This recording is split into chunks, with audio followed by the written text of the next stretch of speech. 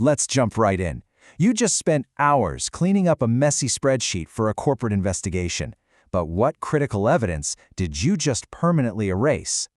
Picture this. You get a messy dataset. The dates are in 3 different formats, the columns have completely meaningless names, and your totals are buried under a mountain of empty rows. So you do exactly what any diligent professional would do. You fix it. You strip out the duplicates, you standardize those dates, you convert the formulas to flat values, and you hit save.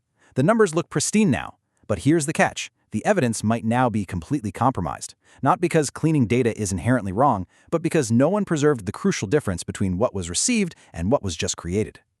Section 1. The normalization paradox. Efficiency versus evidence. See, the central evidentiary problem in digital analysis is simply this. The easier a file becomes to analyze, the further it inevitably moves away from its original evidentiary state. To really get this, we have to look at an Excel workbook as more than just visible cells. As an investigator, you actually need to see 4 distinct layers. First up, the visible data. This is your sales, names, and amounts. Second is the computational logic, the formulas, external links, and validation rules that actually produce those values.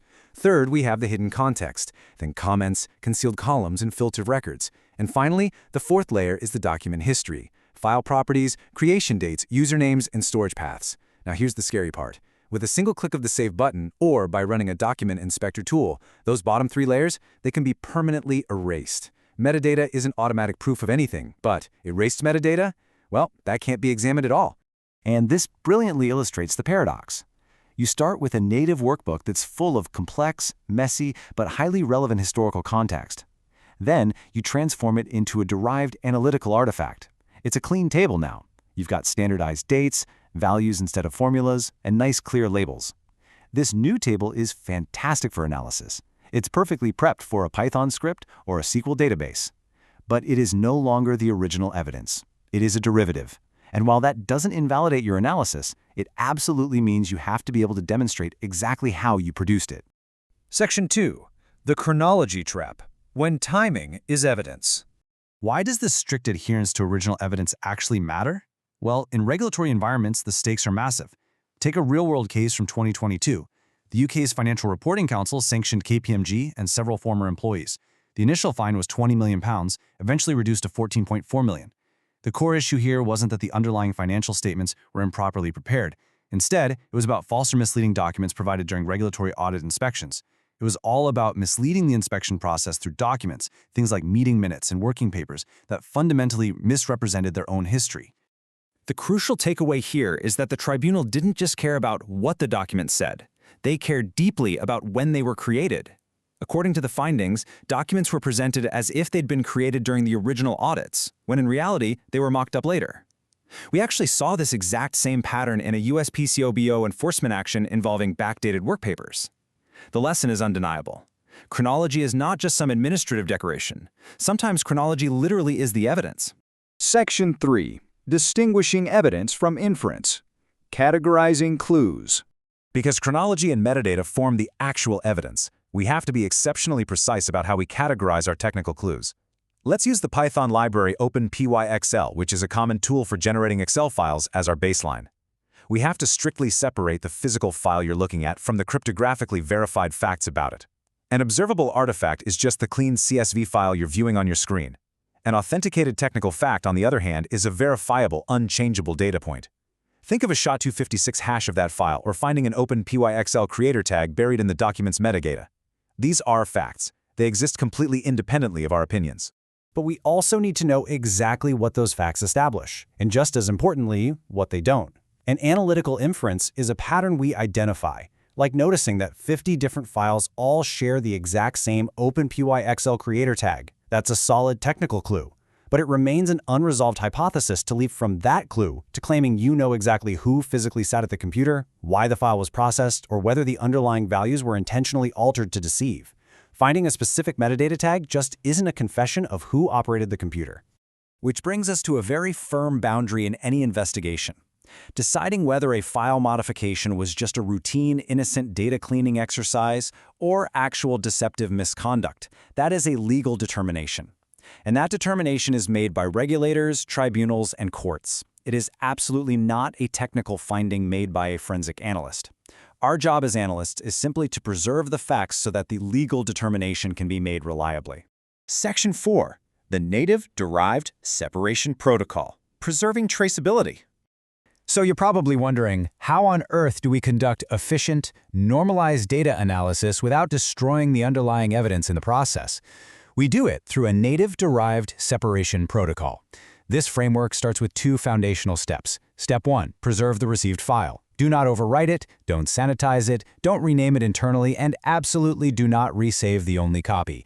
Lock it down in an access-controlled location. Step 2, record the acquisition context. You need to document the source, the date and time received, the original file name, and the transfer method. Now, this doesn't prove the file is telling the truth, but it does preserve the vital story of how that file entered your custody without altering a single byte. Next, to lock that state in place, Step 3 involves calculating a cryptographic hash, like SHA-256, for your preserved file. This proves fixity. It mathematically proves the file's bytes haven't changed since the exact moment you acquired it. Step 4 is creating 3 clearly separated copies. You want a preservation copy that is never touched, a working copy that you use for your normalization and testing, and a presentation copy that's sanitized for reports or publication. Interestingly, this directly mirrors the digital preservation principles used by the U.S. National Archives. The final steps are all about ensuring traceability. Step 5. Log every single transformation. Record the scripts you used, the columns you renamed, and the rows you excluded. Look, if another analyst can't reproduce your transformation, your conclusion is going to be incredibly hard to defend. And finally, Step 6. Reconcile the derived output. Always compare your working output back against the preserved source. Check your row counts. Check your control totals. A clean file should simplify the evidence for sure, but it must never silently rewrite it. Section 5. Protecting your investigation before AI. Secure your baseline. This protocol is honestly more urgent today than ever as we start integrating advanced technologies into corporate investigations. Artificial intelligence can be absolutely brilliant at identifying recurring anomalies. But before you prompt a single model, you need to execute these 3 practical actions. 1. Preserve the native workbook. 2. Hash it to unequivocally lock the state of the data. And 3. Meticulously reconcile every single AI finding directly against the original preserved cells. We have to be crystal clear on this fundamental reality. The AI response is not the evidence. The clean CSV is not the original evidence. That beautiful dashboard chart you built, also not the evidence.